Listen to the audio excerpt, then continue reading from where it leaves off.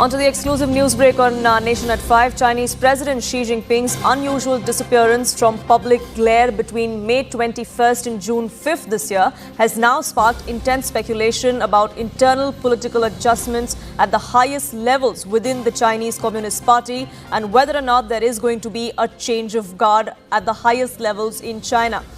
Media reports in the last 2 weeks, Chinese dailies have been reporting about Xi's sudden absence from official engagements. Media coverage across China, high-profile diplomatic meetings, all have spoken of every single leader within the CCP other than Xi Jinping. There's mounting economic challenges in core sectors in the Chinese economy as well. There are several other issues that plague China. At such a time, observers are suggesting that behind closed doors, there seemed to be a quiet yet significant recalibration of power. Is Xi Jinping on his way out? Is there a sidelining which eventually will lead to his replacement? That's what's being speculated by global media. Analysts are also divided over what this implication could be. Xi Jinping is trying to recalibrate political structures in China. There are others that are suggesting there are potential internal challenges to his authority, which is why he is being silently sidelined. But what does this mean for China? What does this mean for India as well? Top intelligence sources, in fact, have told CNN News 18 that Xi Jinping's absence is not unusual. China has a history of sidelining prominent leaders. They've done that in the past, specifically with one of their defense ministers and one of their foreign ministers in the recent history. Xi Jinping has been missing in action from several key events, but that is seen as a pattern by many observers. The Communist Party has done so with at least 3 prominent leaders, like I pointed out. There are transitions that have been done in this manner because the CCP believes that you'd rather sideline a particular leader than outrightly dismiss them.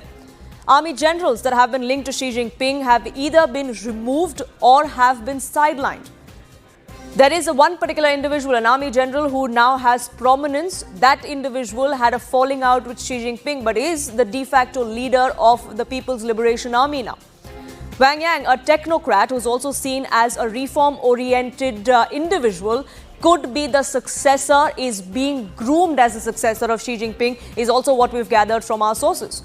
Anand Narasimhan now joins us, getting us more details on this. Anand, what gave rise to the speculation is that there were several media reports, especially Chinese dailies, that were talking about certain events that were taking place, certain key engagements that were taking place, all of which was done without Xi Jinping being at the front and center.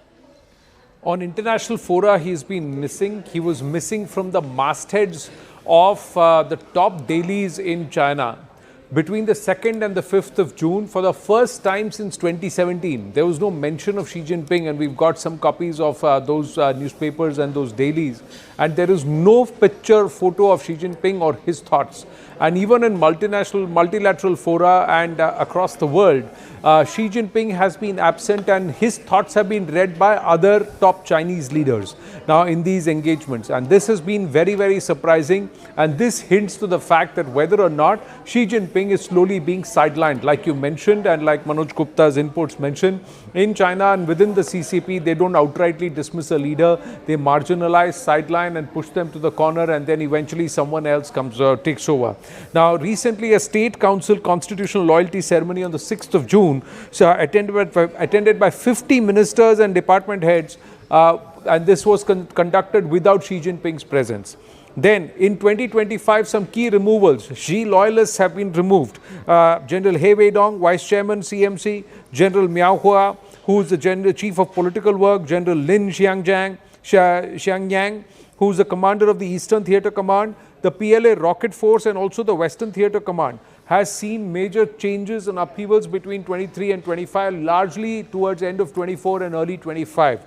You mentioned someone who's not so close to Xi Jinping, but the Hu Jintao faction within the CCP, who's now become very, very powerful, and he's the one who is the first vice chairman of the CMC, Zhang Yujia, who's the one who's now controlling this, the conversation. And it looks like that there is a leadership transition that is in place or that is currently happening within China at a time when their real estate is suffering.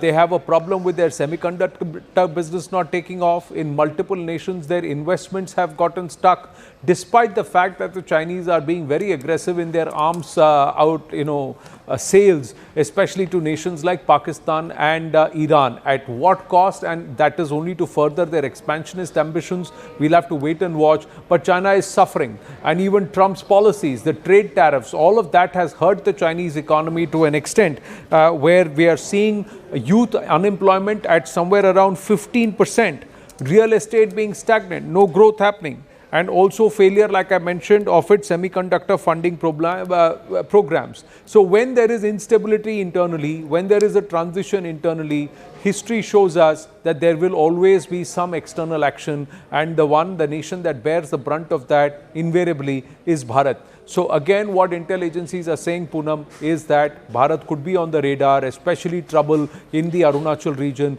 and also in Ladakh, where some of these generals, newly appointed generals, would want to assert their dominance, and also to make themselves curry some favor with the new probable leadership in the near future.